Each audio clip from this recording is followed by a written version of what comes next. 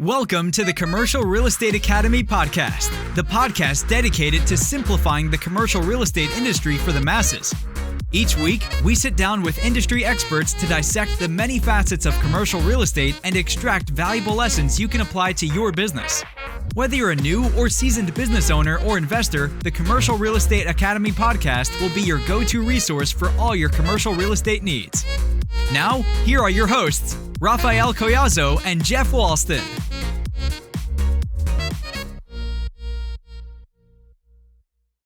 Welcome to the Commercial Real Estate Academy podcast. I'm your host, Raphael Collazo, here with my co-host, Jeff Walston. How's it going, my friend?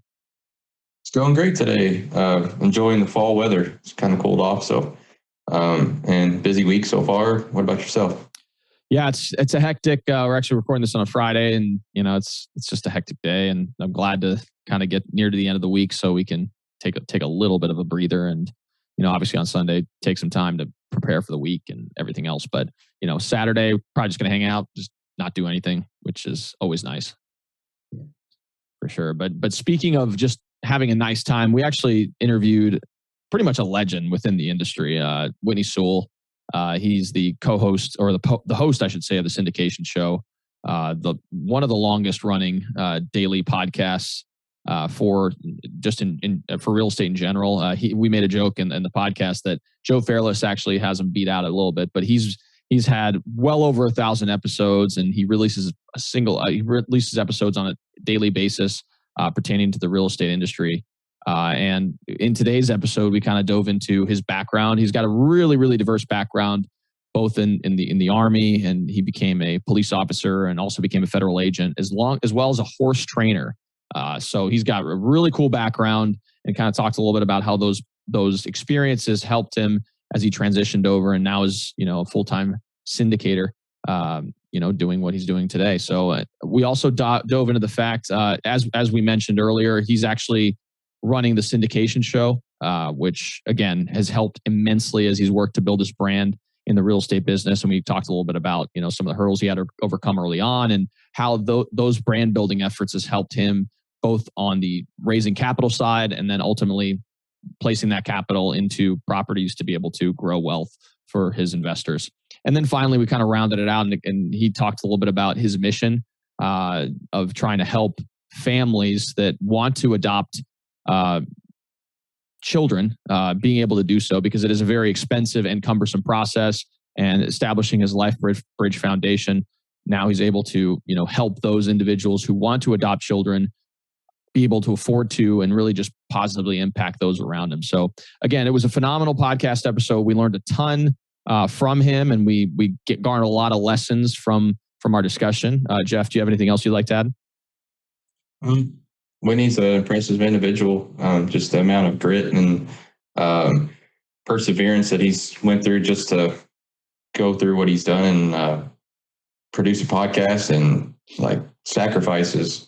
Another word comes to mind for this guy. So, and it's been worth it. He put his business journey in God's hand, and that's where he's at now, and it shows. So, yeah, excited for everyone to listen. Yeah, and it kind of lends itself to that mission, right? Because he's willing to put in the sacrifices, put in the work, and really, expand his skill set and his knowledge and everything in order to, serve out his purpose on this earth. So again, like Jeff said, it is a phenomenal podcast episode where we learned a lot about Whitney and really his overall mission. So without further ado, let's go ahead and dive right into this podcast. So welcome, Whitney. We're excited to have you this morning. Yes, we are. My pleasure. Honored to be here, guys.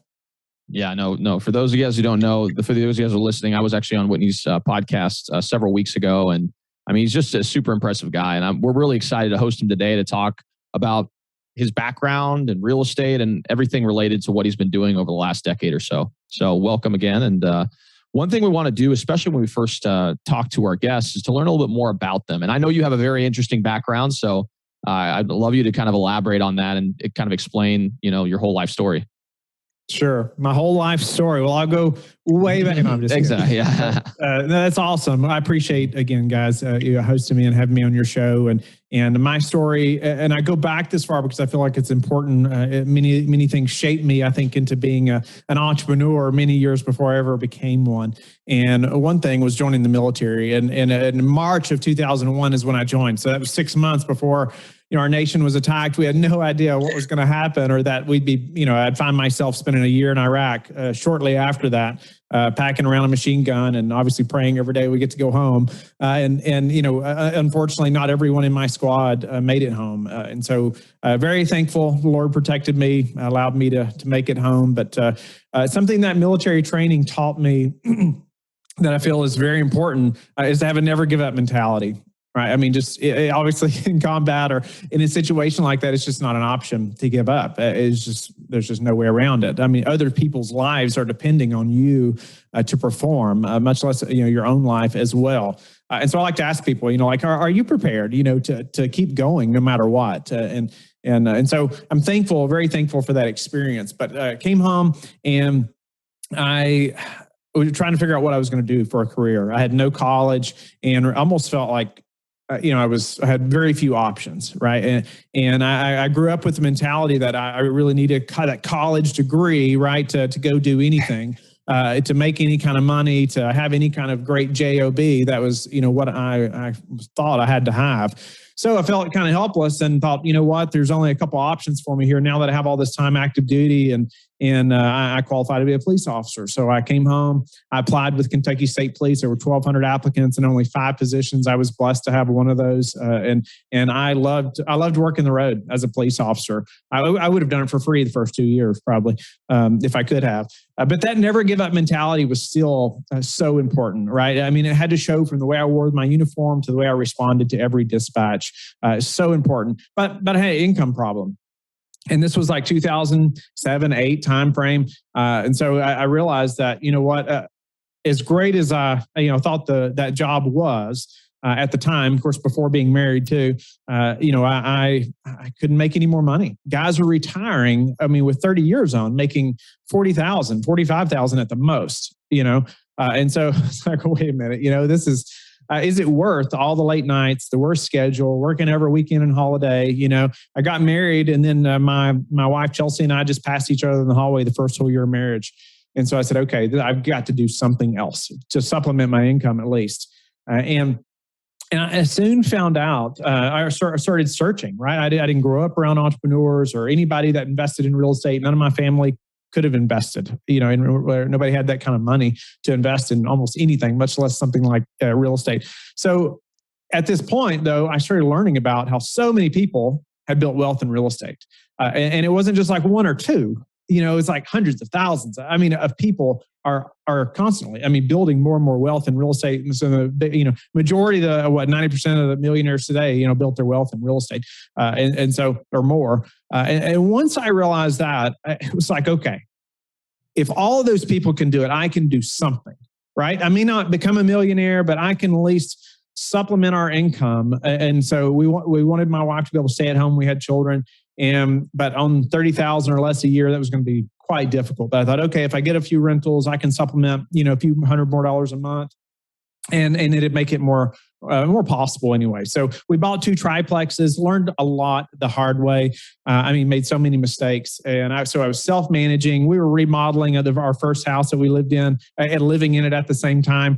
And it was quite the disaster. But I say my poor bride had to wash dishes in the bathtub a lot longer than I would like to admit. But it was definitely strengthened us, to say the least. And I soon after that became a federal agent. And so that doubled my income, better schedule, off holidays, all those things, right? Better benefits. To anybody that wants a JOB, it was a dream JOB. It was really good. Most law enforcement dream of, going that route. And so definitely not an easy hiring process either, but I did. And so we moved to Virginia. And then I was training horses as well. And it's another long story, but I'll give you a brief version. So it's just a passion of mine since I was a little boy to train horses. And so I was a federal agent during the day. I would get home, change clothes, load the horses up, go to the arena. I'd give lessons and train horses till midnight most nights. And it was two full-time jobs. I mean, however, it came very easy to me. And I was doing clinics all over the country. I was giving lessons to people all over the country, selling horses for more money than I ever imagined. I mean, it's kind of like that passion, that dream of mine since I was a little boy. However, it hit me one fall that it was always going to require me to do it. I was never going to be passive. It just wasn't. I mean, everybody wanted Whitney to train their horse, right? Or to give them the lesson, or, and so finally Chelsea and I were walking on the beach one fall, just really reflecting. And I encourage you and the listeners to think about this as well. Like, 3 years from now, where are you going? 5 years from now? And are you going to continue doing what you're doing now? Is that going to get you there? And how you want to get there? Because that reflecting on that at this point and praying through that was crucial.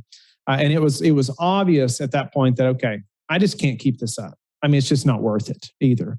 It's not worth it working 80 to 100 hours a week. I mean, just madness, right? I had 2 small boys at the time and just missing everything with them and my wife, Chelsea. And so we had to make some big changes. This was like September timeframe. And while we were there, we decided to sell the farm and sell everything related to the horse training business. And so we had the house we'd always dreamed of, land, and that was September. Between Christmas and New Year's, we were moving out of the farm, moving out of the house. We'd sold everything. And so it sold really fast. And then so I immediately hired a mentor. I immediately started traveling to conferences as hard as I could possibly go. I learned about syndication, okay, at this point in commercial real estate. I mean, just possibilities around that. It was my goal to grow a real estate business at that time, but I had no idea that this was a possibility at that time. I would have laughed at you if you had told me that I could go buy a 100-unit apartment building. I mean, I really thought that was somebody that's been in the business 20, 30 years. It just wasn't even possible for me. But I started going to conferences. And again, I met people who were only been in the business a year or two, and they were buying complex, like 100-unit complexes, $10, $20 million projects. I just couldn't believe it. And so again, I thought, okay, you know what? If all these people can do it, I can do it too. So amongst all the horse training and the federal agent position, I also owned a 15-unit with another partner, and really thought we were doing something there, But at this point, we sold that as well, and so you know what? We're going to commit to the commercial real estate business. We're going to start syndicating. We're going to grow this business. And so pretty soon I started the podcast, daily syndication show, and I was called crazy by more than one person, for doing that. Even a couple people in the industry that I respected in a big way. And this is another reason why I encourage people to have a mentor, because it was crucial for me in numerous places along the way. But I had dinner with two people in the industry that everybody listening would know. And they both said, Whitney, you're crazy. Why would you do that? And so that made me question myself, right? Because I respected these 2 people, but my mentor, he was like, that's why you have to do it, because it's too much work for most people. They're not going to do it, So we did. And needless to say, it was quite crazy. It was quite crazy. So we did. We moved into a small house in town, not the best area of town, built an office in the basement in the corner. And that's where I lived for 2 years. 2.5 years. And so it was unfortunate too. My kids would know, my boys would know they wouldn't see me till Sunday, even though I was in the house. It was that intense. So I had 2 days off a month from the federal agent position, and I would record 12 to 15 interviews those days. My team knew that I had to have 12 to 15 interviews scheduled. And so, but what that calls me to do, and I encourage you to think about this just in your own business, like I overcommitted. But I overcommitted to the point where it wasn't even possible for me to do it all personally.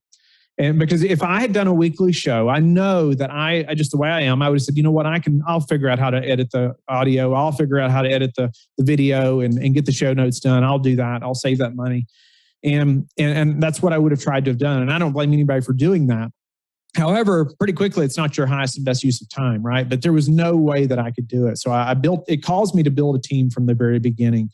But what started to happen, right? I'm interviewing, 15 people in a day, and then oftentimes after work through the week, I'm doing 4 or 5 more interviews, investor calls. I would take investor calls from 6 to 7 in the morning before I'd start my federal agent position as well. And And so things started to happen, right? My network started growing very fast, very fast. I built the teams. I hired people. My network started scaling as fast, faster than I even imagined, right? Than I could have imagined. And most of that from the podcast early on.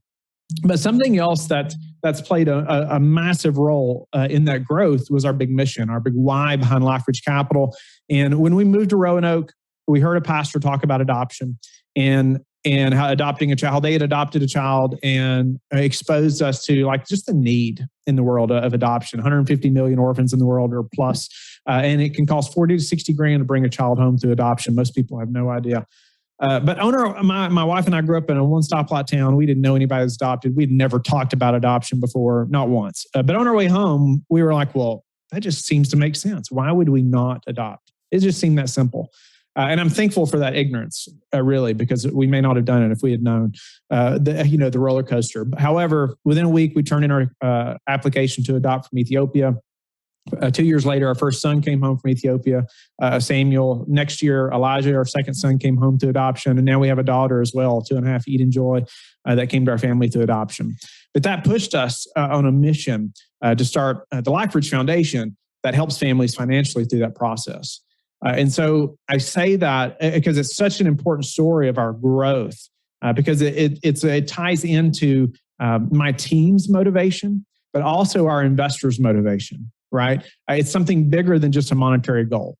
And I encourage you, if you're in this business, like you need something bigger than just a monetary goal for yourself, for your wife, for your kids, and for your investors. And I didn't plan it that way. The Lord had a different plan, but I did not plan it that way. But I started seeing that working in a big way, right? I would be at a conference. I would talk to people, talk to potential investors, and we would talk about our mission and our why. And it just changes the whole conversation, right? When 200 more people that they're talking to are all talking about real estate deals. And we can talk about real estate next week when I follow up, right? But right now, we're just connecting on a much more personal level. And that's what I started seeing happen. But even our team, it's like, I share with them that we partnered with another family, and it motivates them, right? They love that they're a part of something bigger. And so now it's just been incredible to see, not only how that mission has changed our life, our family's life, and we committed half of our personal profits to that mission. But now it's beginning to change lives of many other families and for generations. I mean, we're seeing kids come home, to their forever family, that we've been able to help. And the Lord's allowed us to play a small role in that. But all I have to say now we, shortly after hiring the mentor, starting the partnership or starting the podcast, all those things, partnered on a couple deals and then met my business partner. Our first project together was $30 million. Which is not common, but that is just the Lord's hand in that. But and then now we have about $300 million in assets under management, all multifamily. We have 3 developments, 4 fix and start a 4th development right now as well. About 1,000 units, and growing, all in the West, Colorado and Idaho. I mean, that's phenomenal, man. And it goes to show, I think, and we're going to be touching on this later on in the podcast, the component of giving in some capacity. Because again, we're only here for a short period of time. And the reason why we're here is to impact other people. At least that's my belief. So having that component of giving within your mission, in my opinion, is phenomenal. And I want to commend you for that, in particular on the adoption front, because I personally have not dealt with too much on that front, but I know people who have been adopted, and I've talked to their parents, and the process, like you said, is very cumbersome, dragged out. There's a lot of emotion involved with it because a lot of times you can hit some hiccups and you have to go through. It's just a very cumbersome process. So I obviously commend you for that that mission. Oh yeah, absolutely, 100% agree. I actually like that. I'm going to dive into that after the podcast and see how I can help out with that. But I know that you spoke about at the beginning about your military background and law enforcement. How have those experiences helped you with what you're doing currently? Is there a correlation? Is there anything that that's helped with what you're doing now? So yeah, but a big part of that is just that never give up mentality, right? Yeah. It's just not an option. And being able to and being willing to be knocked down, right? It is like expecting it. It's going to happen. Like as a police officer, you're going to get in little scuffles here and there, hopefully not much bigger than that sometime occasionally, but it's going to happen, right? It's going to happen. And so you have to be prepared for that. And it's so much mindset, right? It's so much mindset of expecting it, know it's going to happen. Like you can already envision yourself getting back up, after it happens, right? Yeah. Before it even happens. And I think a lot of that, is from military and law enforcement, training. That's like, now, okay, there's also not many situations in our real estate business, if any, hopefully ever, that could be even close to as bad as like some of the situations in Iraq or even some, in law enforcement, right? It's just, there's no comparison. So it's like, okay, some things that happen today may stink, but they're not in comparison. Like it just doesn't even touch it, Yeah. And having that perspective is huge. I mean, that's one of the reasons for me. Like I just look to my grandparents. It's like, what did they have to go through in their lifetime? I mean, compared to me, it's a joke. Like me having to deal with something that's an inconvenience to my grandparents would have been like, brush off their shoulders. Like whatever, you didn't have to deal anywhere near what we had to go through. So it's like, I use that as the motivation. And it's obviously, huge on your part, putting that into perspective, because a lot of times I see people, especially when they first get into something, they're all excited about it. And they're saying, oh yeah, this is going to be something that we kill and we're going to grow really fast. And then all of a sudden the first obstacle comes in their way and then they just lose motivation altogether. And it's like, well, that's a small piece of the puzzle. Going forward, you may face even tougher challenges, but if you don't have that never give up mentality and that, just run through a brick wall type of mindset, it's going to be very difficult for you to scale to the level at which you've been able to scale. So that's awesome. Yeah. So I just wanted to touch base. One thing, like you mentioned, that you focus on is the multifamily space. One thing I wanted to ask is why multifamily? And obviously in commercial real estate, there's office buildings, there's retail strip centers, there's industrial, and we've had people talk about all these different types of property types, but always want to get the perspective of the individual, like why exactly multifamily, and what lens do you view in order to determine what criteria works for you? Yeah, great question.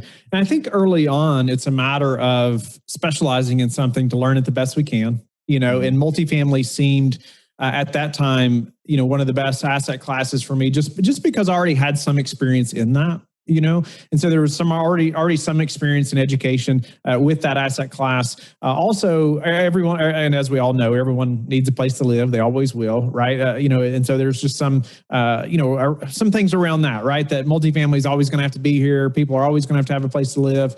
And then also, it was a matter of keeping that specialty, like I said, and diving in as much as possible.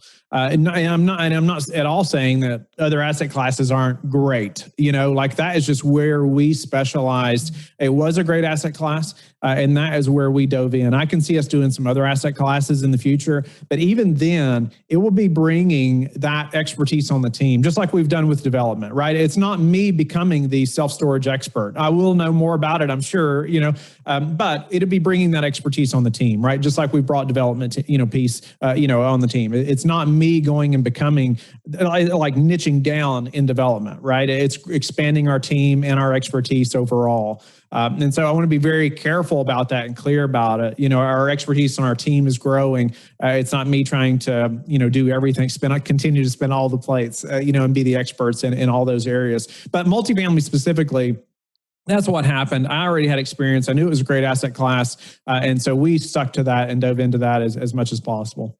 That's phenomenal. Yeah. And I like that mindset of bringing the experience on the team. And you kind of referenced it when you first started the daily podcast, right? You can't do all the work yourself, and you can't be expected to do all the work yourself, and you can't expect someone to know everything about everything. Right.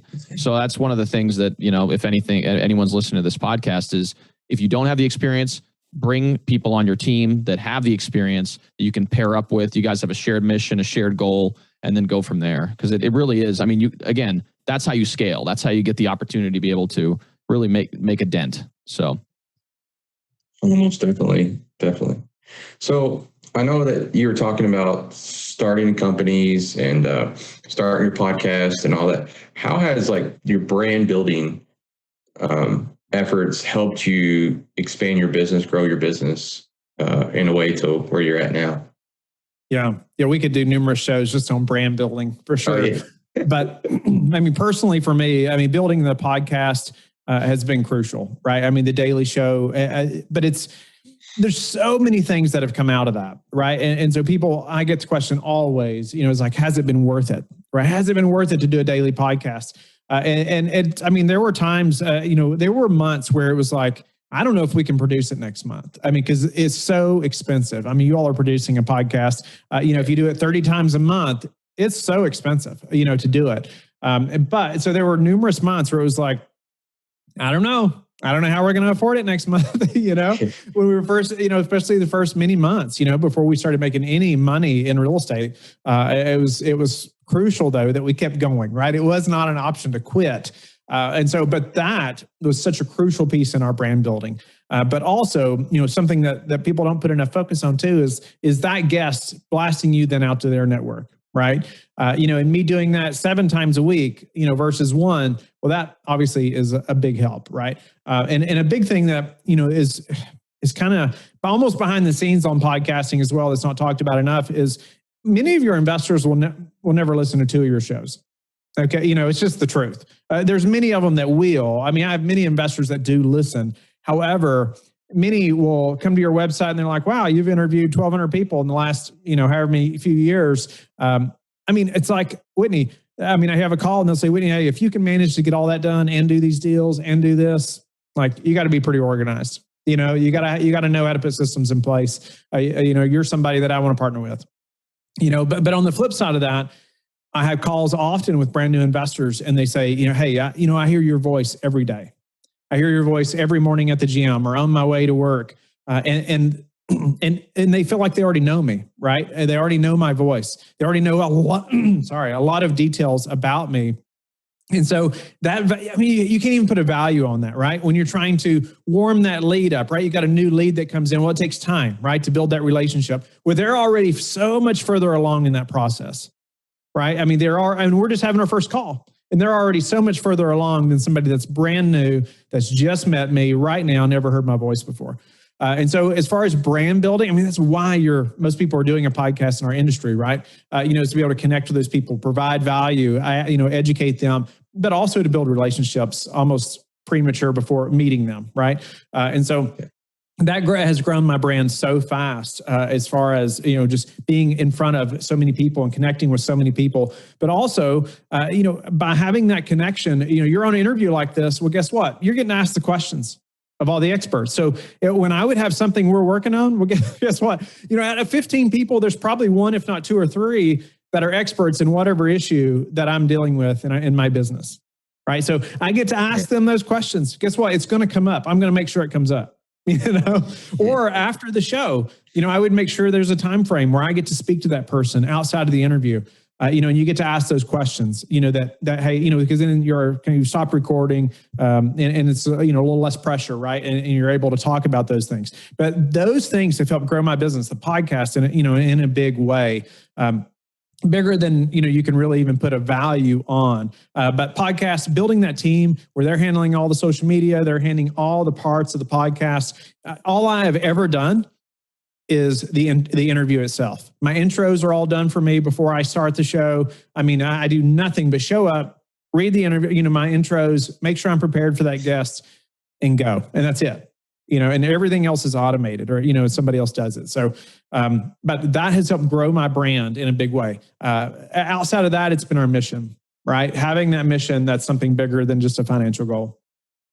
That's phenomenal. Yeah. And I'll even touch on that as well through just us being part of the podcast. We're at this moment of recording, we've got over 30 episodes that we've produced, and we're going to continue to do this on a weekly basis and in perpetuity. And, just the relationships that it's developed through this podcast has been pretty phenomenal. And like you said, we've started getting to the point where now some people see us and they're like, oh, wait, you guys have a podcast, or, hey, you guys are doing this. So it just kind of creates that drops the barrier for people, and they feel like they already know you. And then finally, like you said, another thing that I'd like to add too, is you just become a better communicator as well. I can only imagine, no doubt, how impressive the growth has been from when you first started the podcast to today. Please do not go back and listen to my first episodes. That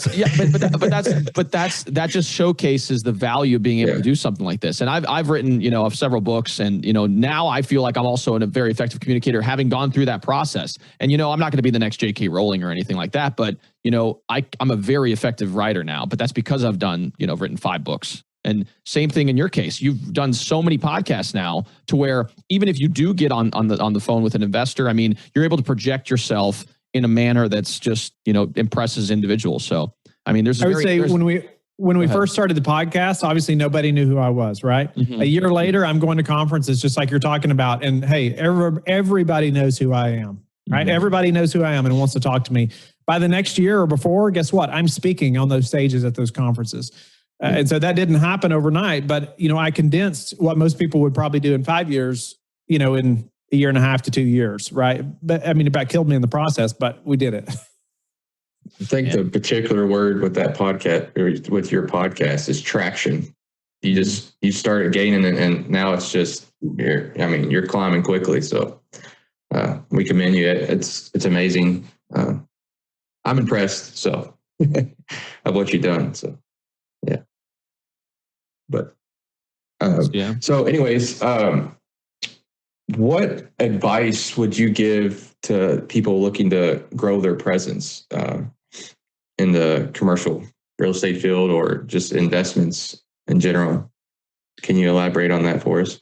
So grow their presence, like their brand, or get their name out there. Yeah. Some kind of thought leadership platform, right? I mean, I'm coaching a few guys now on like how to do this. And it's like, and it seems so difficult to put yourself out there, right? To take that step to really put yourself on the front line as that expert. And the thing about a podcast or some type of interview type platform is, guess what? You don't have to be the expert. You're interviewing the experts, right? And so that's this amazing thing about podcasting. But if someone just truly does not want to talk into a microphone or be videoed like this, you can have a blog. You can just talk to somebody on the phone and interview them, have a list of questions, and write a blog from it. You can even record it and have somebody else write it. I mean, we could really streamline this in a big way, right? If somebody just really has that fear. But I didn't even know what a podcast was hardly before I started one. Okay, so I just encourage you to. I mean, like I saw that this had worked, right? And I'm like, okay, there's no need to reinvent the wheel here. Let's just go figure this out, right? We'll figure it out. We'll make it happen. And so I just encourage you to think through that, be willing to put yourself out there. Who cares what those 3 friends think that you went to high school with when they see you have a podcast now? Who cares, right? It just does not matter, right? You have to get past that. You have to get over that. Be willing to put yourself out there. And it's just what Raphael said earlier. I mean, you are going to grow like you would not believe. Speaking in front of, large groups of people now have pushed me to grow in ways that I never imagined. It's pushed me to build teams. It's pushed me to speak better. It's pushed me to train myself. I'm still working. I was working with my boys just 2 nights ago. We were sitting at the table and we were calling each other out when we would say filler words like, so, things like they're 6 and 8. And I'm trying to just get them to think about things like that because I catch myself doing it still. All those things that just aren't necessary. You don't always think about, but working on some of those things, comes from pushing yourself in ways that you never imagined. And that's often putting yourself out there, like you're talking about building your presence. Hey, a podcast is so great for that. I just encourage anyone to, and also it doesn't matter if there's 200,000 podcasts in your industry. You have your own audience, right? No one else has your audience, and you don't need 100,000 people to follow you. You just need really a few to build an amazing brand. And you build traction over time, really. Because again, your first couple episodes, maybe not many people are going to listen to it, but I guarantee you, we've already started seeing some growth in our podcast, and it's going to continue along as we become consistent about it. And it's just been impressive. And I'll even echo on what you mentioned regarding, people like talking about you in front of you, saying, "Well, why are you doing that?" One of the guys we interviewed is JC Cicero. He's a friend of ours, and a gentleman we met through this podcast, interestingly enough, and he's a real estate lawyer in New York City. And he shared some advice that I thought was beneficial, which is consider the source. Like, if someone's telling you this, most likely they're not themselves doing it, because someone who's doing it on a regular basis wouldn't be the one who says, "Oh, why are you doing this?" Because they know how hard it is. They know that the struggles that come along with producing a podcast to this level, right? So they're not going to be the ones talking. So anytime you hear some criticism, just consider the source and then make your determination based on that. Love that. So true. And I would add too, if you're going to do a podcast, plan to do it a year before you see any traction. Like just know you're just going to have to keep going, right? So that way you don't get discouraged. I hope it happens in 6 months or less, but man, plan to do it 12 months before you see any traction. 100%. Yeah. And I would even encourage you after the year, double down for another year. It's all consistency. It's all consistency, really. And the compound effect, right? Small, consistent action every day adds up to massive results in a relatively short period of time. People underestimate what they can do in a year, but they grossly underestimate what they can do in 10. And if you're long-term committed to this industry, I mean, the sky's the limit. So absolutely. That's awesome. So I wanted to touch back on your guys' mission, because as we said earlier in the podcast, I think it's phenomenally important to anyone who undertakes anything, because money is fleeting, right? We're here for a short period of time. And my belief is that we're here for a purpose, and we're here to give back and help those around us. So could you kind of tell us a little bit about how giving back has impacted you and your business over the last decade or so? Yeah, no doubt about it. It's just changed everything for us.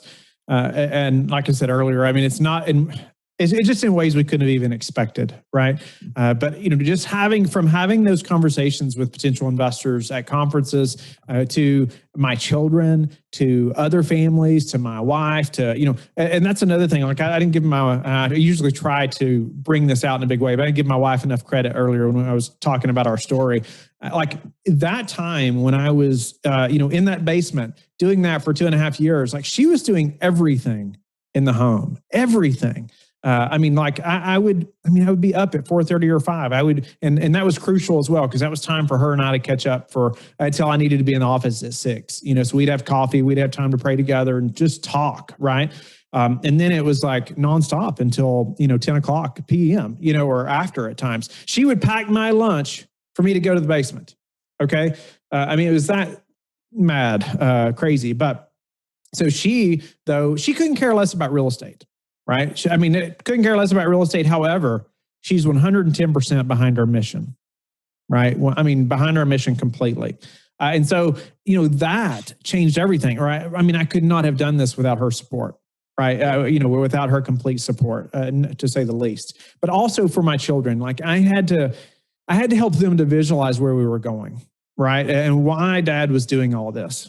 And one of the hardest parts was I would be in the basement behind a standing desk, kind of like I am now. And I would be doing all those interviews, and there was a little bitty window in this house, and I could see them playing in the backyard, but I couldn't be out there with them, right? That was one of the hardest things. I would just miss all that time with them. But it was to change our trajectory and theirs forever, right? And that's what we've done. The Lord sustained us in a big way, but that mission helped us to keep pushing forward, right, in a big way. Helped us to think bigger than just ourselves. Helped us think bigger, than just even the option of quitting, right? And then though, when the foundation was finally formed, and we actually started partnering with families, and when we start to see children come into these families that we were able to help, it's incredible, right? It's incredible that I was able, our family was able to play a little bitty role in that, right? And all our investors play a role in that as well. And that just means so much. And on that note, and I wanted to go back to that conversation. You're at a conference, and whether there's 200 people or there's 25 people there, if everybody there is talking about real estate, guess what? How many people are you going to remember? Not too many, right? There's a couple people are going to stand out to you. For the most part, probably, especially at a big conference. But guess what? If somebody, you go up and you shake somebody's hand and they say, "Hey, what do you do?" Right? And your response is, "Oh, well, we buy real estate and we're buying apartment buildings and we're doing value add." And that's like what everybody says, right?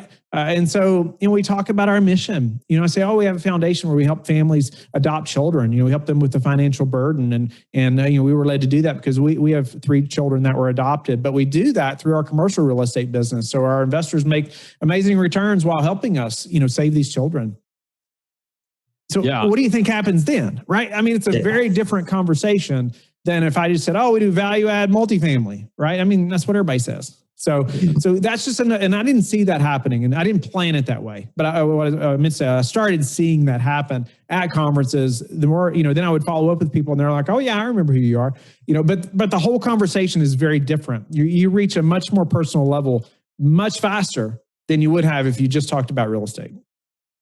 Phenomenally important. That's very, very important what you just said. And I had the privilege of interviewing Hunter Thompson, about raising private capital several months ago. And that's kind of one of the touch points we talked about. It's like you people are inspired to invest with you through what you're about, who you are, what your mission is.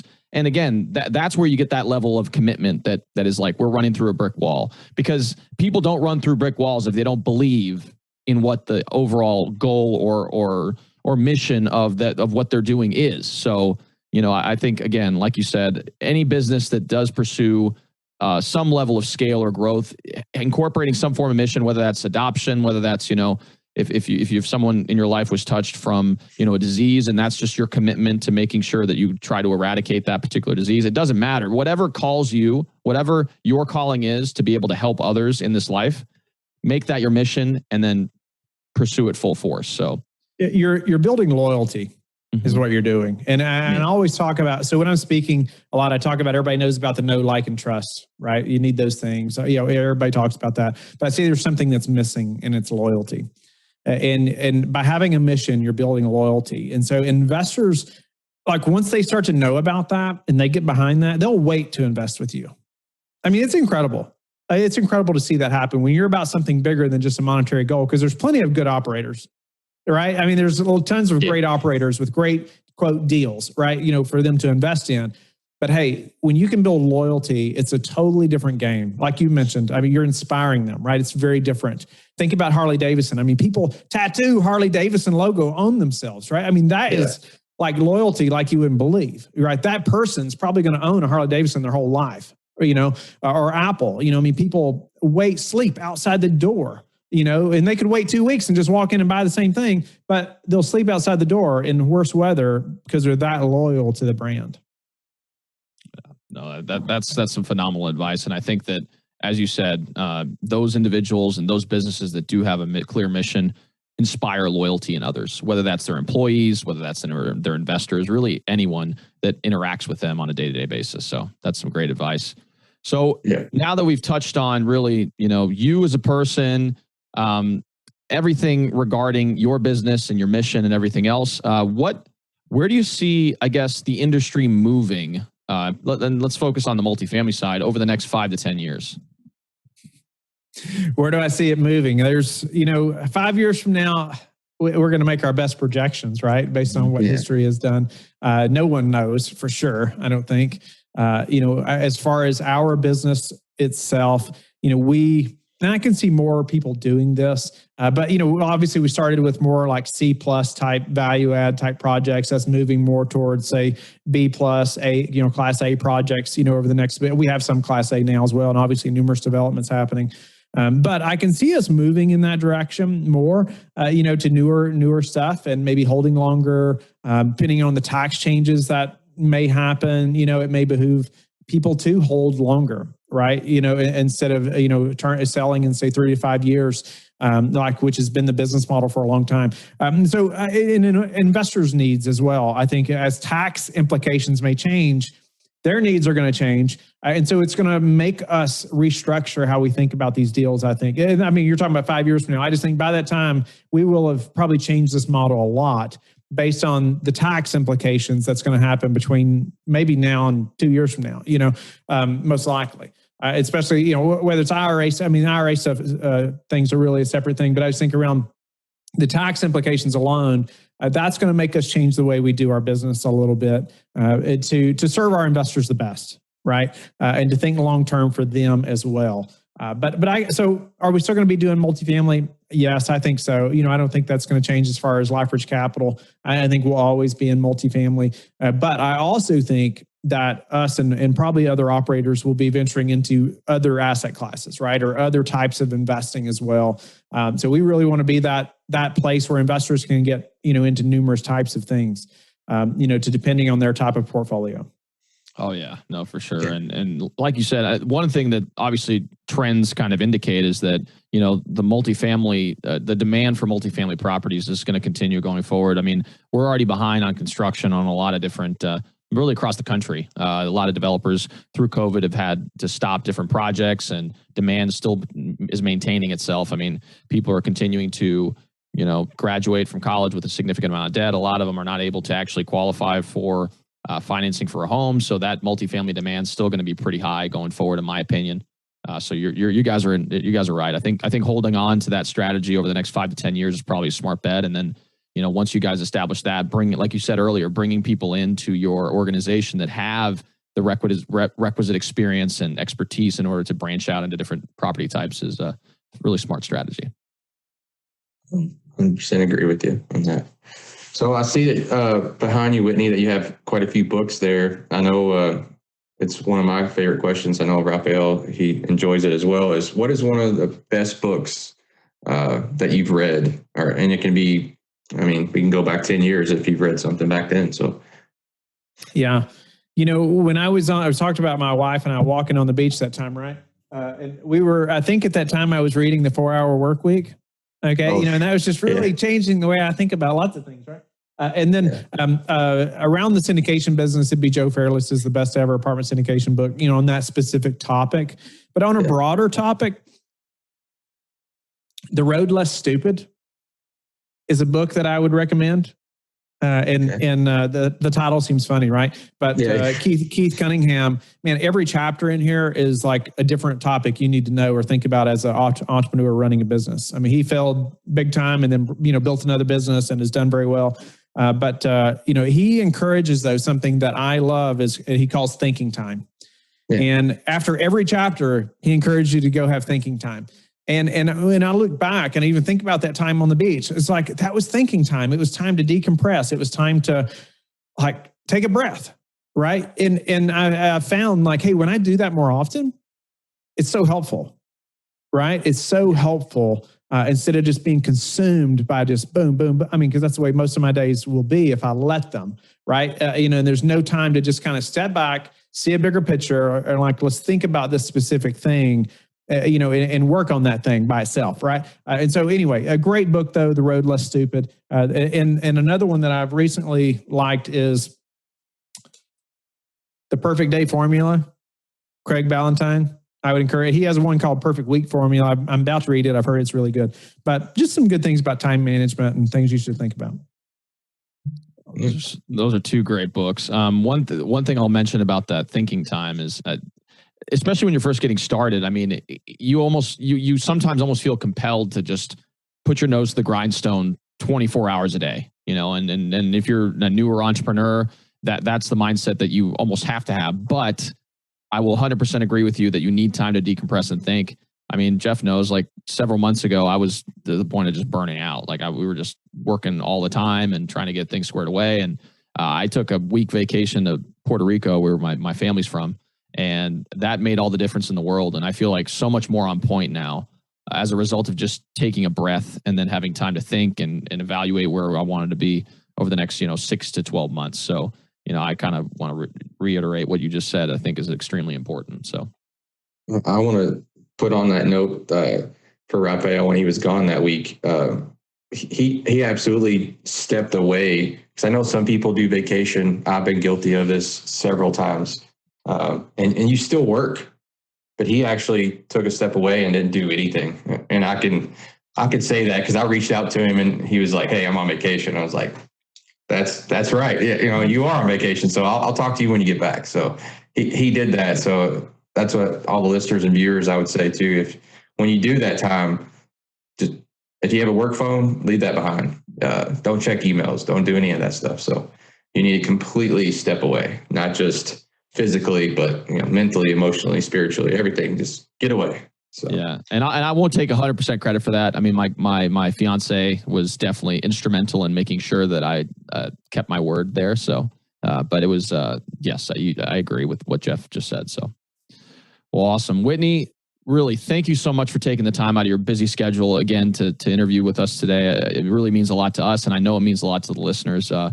before we wrap up the interview, what I'd like to kind of propose to you is, as part of our podcast, we usually ask our guests to provide something known as something to the CRE treasure chest. Essentially, it's a repository of resources that we offer to our audience that just has, either helpful PDFs or Excel sheets or ebooks, really anything that's really going to help them along their journey of whether they're in the commercial brokerage space or development or multifamily, industrial, retail. It really doesn't matter. Something that just contributes to their overall goal of being bigger within the commercial real estate industry. So I just wanted to kind of pose the question to you. What are you willing to contribute today? Yeah, so we have a guide to passive investing that we've created. And it's just a great place to get started when you're thinking about passive investing, or even if you've been doing it a while. There's probably numerous things in there to consider, or how you're doing it and what you're investing in and the types of assets, things like that. But and if you text Whitney to 66866, you can get that. But then we'll send it to you as well, so you can put it on your website. Phenomenal, really. I know that a lot of people are going to gain value from that, Whitney. So we really do appreciate that. Absolutely. And on another note, again, like Raphael said, we definitely appreciate you coming on. You're an impressive guy. I loved hearing your journey that you went and how God led you to where you are now and everything. So I know other people, viewers, listeners, are going to want to try to reach out and contact you. So how can they do that? Can you enlighten where you want them to go and what direction? Yes. Lifebridgecapital.com. We have a place there just for investors to sign up. At the top right, you can click Become an Investor, fill out that form, or the contact page, either one. You can also email me directly, Whitney@lifebridgecapital.com, or you can call or text me, 540-585-4338. Phenomenal, man. Yeah, no, and I'm sure there's going to be quite a few people reaching out regarding whether they're investors or and just in general in the commercial space. So we really do appreciate that. So awesome. Again, Whitney, thank you so much for stopping by. For those of you guys who are watching this on YouTube, feel free to like and subscribe to the channel. It helps with the algorithm, ensures more and more people can see this video. Along with that, if you're listening to this on a podcast format, whether Apple, Spotify, really any podcast medium you're listening to, feel free to leave us a 5-star review and leave us a comment and let us know what you'd like to listen to next as well. So again, thank you all for stopping by, and we'll see you all next time.